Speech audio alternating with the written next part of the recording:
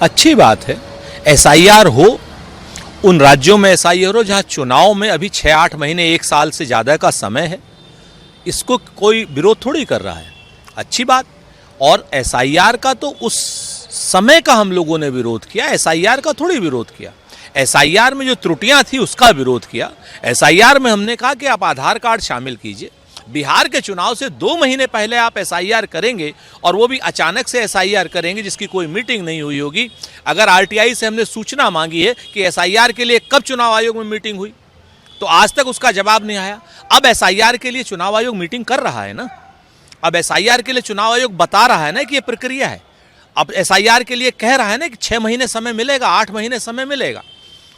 तो जो त्रुटियां एसआईआर के लिए कर रहा था चुनाव आयोग, जो पारदर्शिता नहीं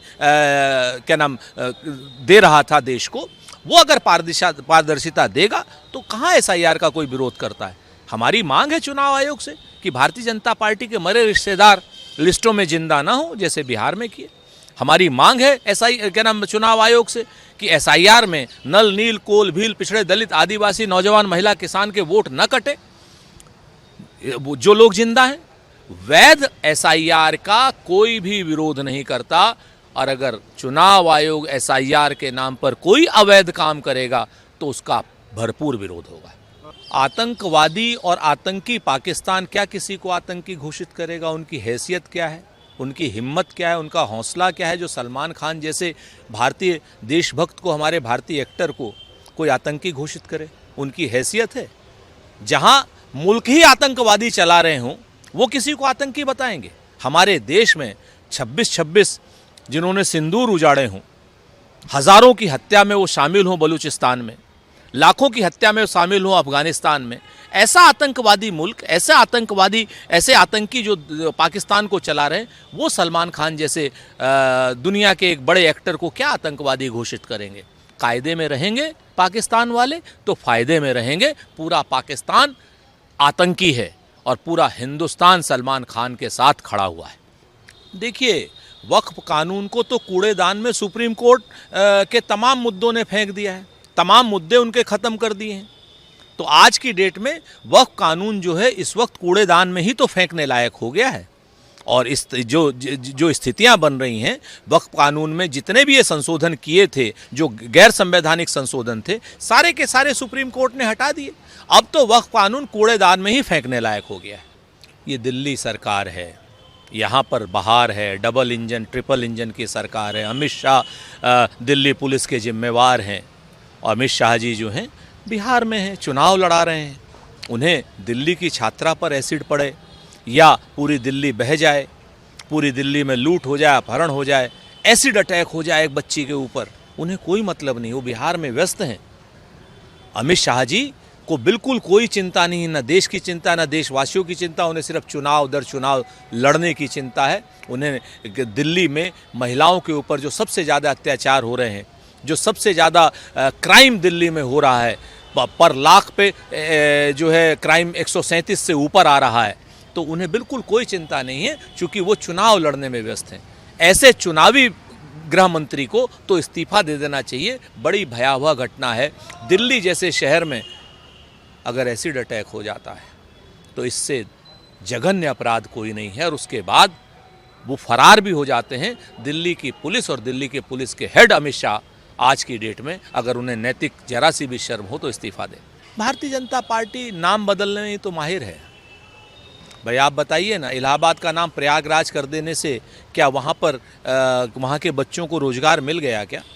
एक बार एक काम करे भारतीय जनता पार्टी के लोग, कश्मीर से लेकर कन्याकुमारी तक और अरुणाचल से लेकर के राजकोट तक सारे जितने नाम बदलने हो एक बार बदल दें, ताकि ये टंटा ख़त्म हो। लगातार जब इनको हिंदू मुसलमान करना होता है तब किसी औरंगजेब का नाम बदल देते हैं। छत्रपति शिवाजी हमारे महानायक हैं, उनके नाम पर हमें कोई आपत्ति नहीं है। हम तो गर्व के साथ कहते हैं कि छत्रपति जी हमारे महानायक हैं। लेकिन भारतीय जनता पार्टी की सरकार हज़ारों करोड़ रुपए की मूर्ति लगाकर 8 महीने में वो मूर्ति गिर जाती है। छत्रपति शिवाजी महाराज के नाम पर आप भ्रष्टाचार करेंगे, उनकी मूर्तियां गिरा देंगे। कांग्रेस पार्टी ने तो 1952 में मूर्ति लगाई थी, वो आज तक नहीं गिरी है। और उसमें कुल जमा पूंजी को 36 लाख रुपए के शायद आसपास खर्च हुए थे। तो भारतीय जनता पार्टी नाम एक बार बदल ले, नाम बदलने के नाम पर भ्रष्टाचार न करे, छत्रपति शिवाजी महाराज के नाम पर भ्रष्टाचार न करे। छत्रपति शिवाजी महाराष्ट्र के नायक हैं और पूरे देश के नाम जितने बदलने हैं एक बार बदल करके ख़त्म करे, ताकि बेरोजगारी पर बात हो सके, महंगाई पर बात हो सके। इससे नीच बयान कोई नहीं हो सकता जो कैलाश विजयवर्गीय ने दिया है। हम पूरी दुनिया के सामने शर्मिंदा हो गए हैं। ऑस्ट्रेलियन क्रिकेटरों के साथ जो मोलेस्टेशन की घटना हुई है वो स्पष्ट करती है कि मध्य प्रदेश, और क्यों मध्य प्रदेश ही, पूरा हिंदुस्तान जहाँ जहाँ भाजपा का शासन है वो पूरा असुरक्षित है।